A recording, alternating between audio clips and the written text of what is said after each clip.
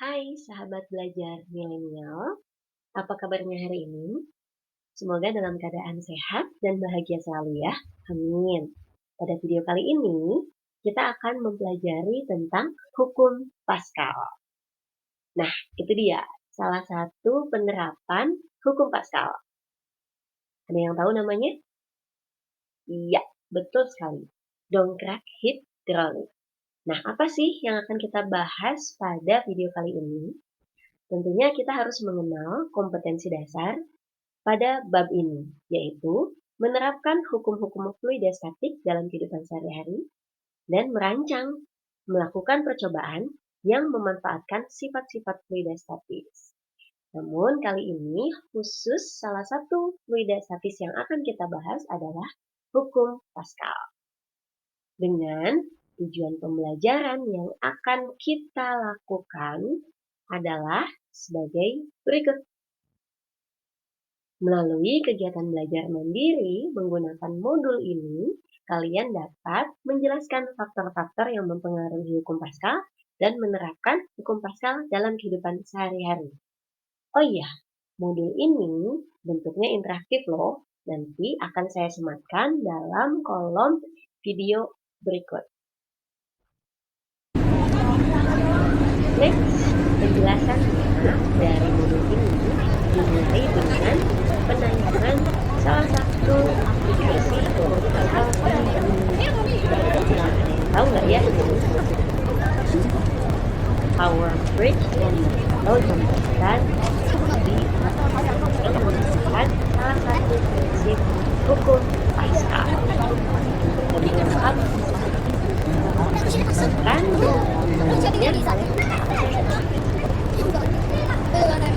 kan video. Lanjut aja ya. Nah, ini dia materi hukum Pascal yang mengatakan bahwa tekanan yang diberikan kepada zat cair dalam ruang tertutup akan diteruskan sama besar ke segala arah. Sebagai contoh, aplikasi hukum Pascal yang tadi digambar adalah dongkrak hidrolik. Nah, pada gambar di bawah ini, dongkrak hidrolik dalam keadaan tertutup, sehingga memenuhi syarat untuk hukum Pascal. Dan di dalamnya ada suatu zat cair. Nah, karena zat cair ini tidak dapat ditambahkan atau keluar dari sistem yang tertutup ini, maka volume cairan yang terdorong di sebelah kiri atau penampang yang kecil akan mendorong piston yang di sebelah kanan atau penampang yang besar yang biasanya digunakan untuk tempat mobil yang mau diangkat. Begitu ya. Nah, menurut hukum Pascal, tekanan ini akan diteruskan sama besar ke segala arah. Artinya, tekanan di pipa 1 akan sama dengan tekanan di pipa 2. Maka rumusnya adalah P1 sama dengan P2. Seperti yang sudah kalian pelajari sebelumnya bahwa tekanan adalah gaya yang diberikan persatuan luas atau F per A. Sehingga kita dapat tuliskan bahwa F per A pipa 1 sama besar dengan F per A pipa 2. Bagaimana kalau dalam soal tersebut diganti informasinya bukan A. A itu adalah luas dari permukaan pipa ini. Nah, kalau diganti dalam soalnya diameter atau jari-jari, maka tinggal disesuaikan dengan bentuk atau luas permukaan yang digunakan dalam soal. Seperti itu ya. Yang jelas, hukum Pascal menjelaskan bahwa tekanan yang dialami akan diteruskan ke segala arah dengan sama besar jika ruangan atau sistem dalam keadaan tertutup. Oke, next. Untuk keterangannya supaya tidak lupa, P adalah tekanan dengan satuan Pascal, F adalah gaya dengan satuan Newton, A adalah luas penampang dengan satuan meter kuadrat. Contoh soalnya bisa kalian lihat di bawah ini. Sebuah pengungkit hidrolik digunakan untuk mengangkat mobil. Udara bertekanan tinggi digunakan untuk menekan piston kecil yang memiliki jari-jari 5 cm. Tekanan yang diterima diteruskan oleh cairan di dalam sistem tertutup ke piston yang lebih besar yang memiliki jari-jari 15 cm. Nah, berapakah besar gaya yang harus diberikan udara bertekanan tinggi tersebut untuk bisa mengangkat mobil yang memiliki berat sebesar 13.300 Newton?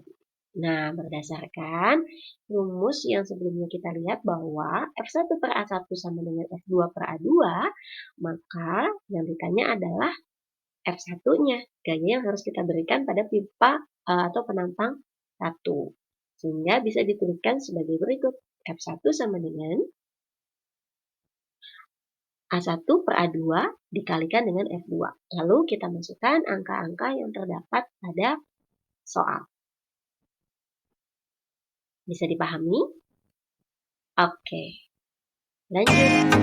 Kita ke slide penerapan hukum Pascal di kehidupan sehari-hari bisa banyak dijumpai di permesinan dan otomotif. Di antaranya adalah gelombang hidrolik pada video di bawah ini. Selain itu, ada juga rem hidrolik pada motor atau pada mobil. Dan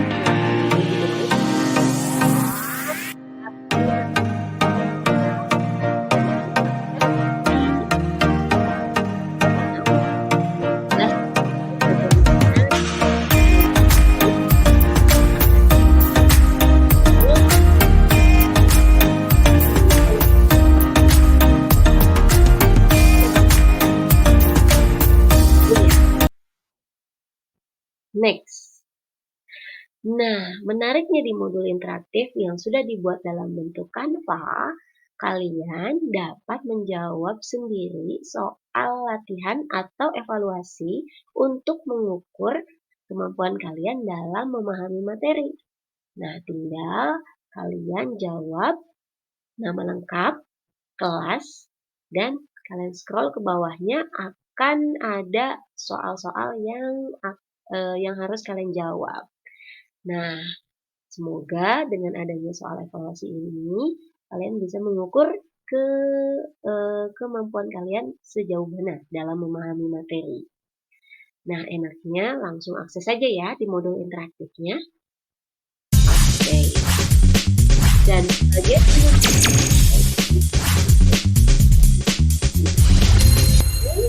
Wow, akhirnya aku tahu bagaimana mesin pengangkat mobil bisa mengangkat mobil. Padahal gaya yang diberikan tidak terlalu besar. Mesin pengangkat mobil terdiri dari 2 tabung berhubungan dengan diameter berbeda yang diisi cairan. Gaya tekan pada pengisap pertama digantikan oleh udara. Ketika alat ini dioperasikan, udara bertekanan tinggi dialirkan ke reservoir. Tekanan tersebut diteruskan oleh zat cair ke penghisap kedua, sehingga diperoleh gaya angkat yang sangat besar yang dapat mengangkat mobil bahkan sampai ketinggian 1,5 meter. Sampai jumpa.